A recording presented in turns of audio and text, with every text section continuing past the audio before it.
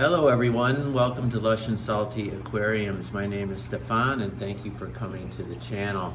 You're looking at the Sump, the filtration system, which works underneath my 135 gallon display tank, but the lights are currently off.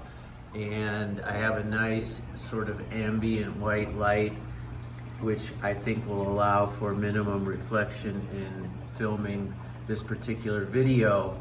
I also, before we get started, I have further lighting that is currently on a timer and off, a very simple LED panel that I bought off Amazon, like 20 bucks. It's on a timer, and it helps grow some of the stuff in the Refugium, which I'll get to presently. So this sump is 4-chambered, and it's manufactured by Acrylic Habitats, a good company. I think they're out of Florida, and you can get this modified for your own tank or buy it sort of prefabricated, which is what I think I did. I've done a ton of mods to this particular sump over time, and I've also eliminated some as I learned what was just kind of pointless, and I'll sort of share that with you as we go through it. A sump is really an aquarium under your aquarium. Honestly, it gives you that many more gallons to work with when you consider the size of your tank and its needs and what your tank is capable of. You can add the gallons that the sump holds as part of your count, if you will. So this 135 gallon tank in some respects is 180 gallons or something along those lines. And I guess there are ramifications, mostly good, for having that. It allows you to do more in the display because you've got more water to work with, even if the fish aren't actually in it. So in the first chamber of this sump, I've got several layers of filter floss. I use different kinds, mostly cut to the kind that you cut to fit. And then beneath that, I have 3 layers of sponge, coarse, medium coarse, and fine. And all that is stacked, and the water comes down through these 2 pipes. And then it moves through into the second chamber, which has just a ton of biological media down here, everything from Seachum matrix to biohome to lava rock, and etc. And on top, I'm growing sphagnum moss. Literally, it's growing, and the root structure, or the bottom portion of the moss, is in a tray of lava rocks, which also works as a filtration device.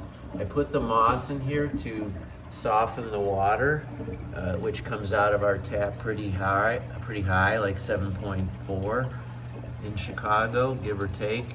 And I have angelfish and other South American creatures that would appreciate a softer water. I generally shoot for just 7.0, I'm being realistic. And honestly, at first the sphagnum moss had a pretty noticeable effect. I got into the high 6s, but now I'm not sure if it does or not. But I keep it in there because it is growing. It's far from being unhealthy, and it allows me to put certain root growing plants like this pothos and a button fern. I can just literally set it on top of the wet moss. And I will tell you this, for like it or not, this pothos is hard rooted into this. I'm gonna have an issue. There's the root structure right there. If I ever try to pull that out, which is inevitable, I'm gonna have to do that. I have more pothos on a hang-on back, little device, a little 3-dimensional printer thing I got online, and some more pothos cuttings are in that.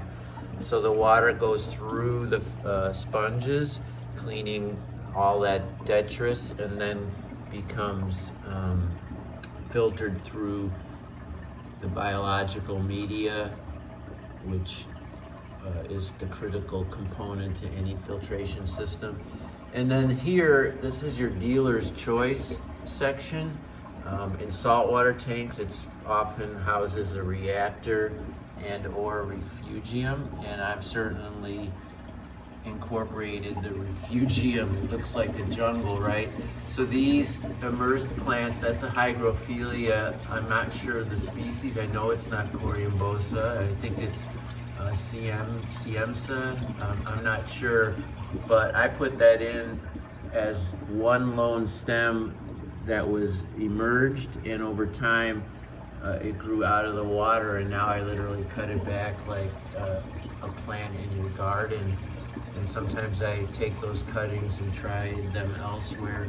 I've got a different strain of pothos in this hang on back where the submerged part is just an inch or so below the water line, and then more here as well. Is it pulling nutrients and helping the filtration? There are arguments that it's more cosmetic than anything else, but it can't hurt. I think it's fun, and it might very well be quite useful. I have a small aquarium within this sump, so actually I have three. It's just a simple rimless cube, and that's where I crammed a little bit of water Sprite, and that has filled this refugium. And I pull that water Sprite, I take nice green cuttings from it and use it in all my aquariums, bring it to swaps, give it away, trade it.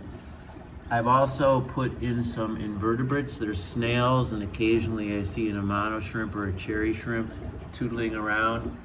I even put an aggressive Siamese algae eater in here that I trapped from the display because it was nipping at angelfish fins, and it's in here somewhere, probably fat as a pig in the proverbial shit.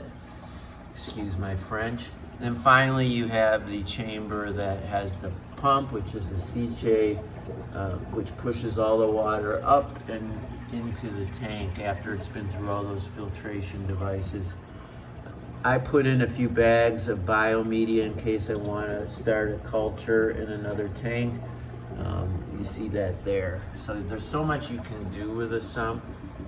I actually had a reactor in here, and I took it out because it was a whole lot of effort with minimum impact. I mean, it worked in terms of the device moving water through a media and back out, but I wasn't getting any conspicuous results, so it eliminated about 40 minutes every couple weeks of chore to just pull the damn thing. And that was a Two Little Fishes reactor media, and I think those are more important for saltwater as I move through this hobby.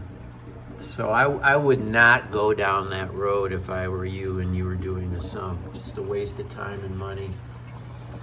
I added a 5-gallon receptacle to just keep water in, which is attached to an F-zone sump, a pump, water changer, auto top off, excuse me, that's what I was looking for.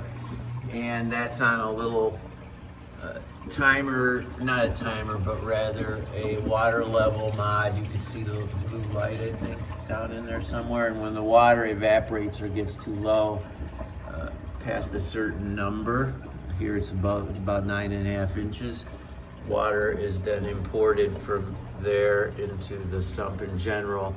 And that means I'm not always filling the sump to keep up with evaporation. Here is the 5-gallon CO2 cylinder, which I have on a dual. You see both bubble counters. It's not on right now because the lights are off. And I've got that going on either side of the tank. One disc is there, one diffuser disc is over there. I think it's certainly working, but damn is it hard to maintain CO2 levels in a large aquarium. My CO2 checker says that it's working, but not brilliantly, but adequately. That's another video. So you see, there is a lot of electricity that needs to be down here to do all the various things, from CO2, the auto top off, and then honestly, mostly just for these little hang-on lights. One's very cheap from Amazon, the other a little bit nicer that I just used because I wasn't using it in the fish room, and then this El Cheapo, and when it kicks on, it pushes light back there and down into here, so the water sprite doesn't just brown and wilt, but stays much more vigorous. I found that really did help. So it's fun to keep some snails and shrimp down in here.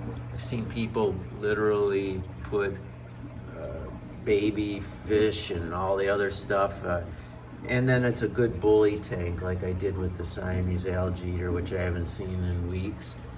I can't imagine it's deceased though, because there would be no better definition of Siamese algae fish heaven than in a container like this. I hope this was kind of helpful and interesting. Lord knows the Sump has been a wonderful learning experience for me, and it seems to be doing an excellent job. If you look at the videos of this tank, when I feature it, once I got it dialed in, which wasn't a no-brainer, everything seems to be locked and loaded. So I would not go back to a canister. If I did have canisters down here, it'd have to be two big ones, two FX7, the big old jugs from Fluval or Oase, with all the issues that come with that. One would be adequate to subpar, and two would be necessary and a whole lot of effort, right? Technically, I don't have to do anything to the Sump except every couple of weeks, or when this thing gets very dirty, I just pull that out and replace it with another one, and I leave the rest of the stuff, and every couple of months I might do a more significant cleaning, and that's when I'll have to deal with these rooted in plants and figure that out. It usually means some tugging and cutting and rearranging, but I'm down with that. I'm okay. It's part of the fun. All right, everybody, thank you for watching. Always keep your hands in the tank, or in this case, your Sump. Ciao for now.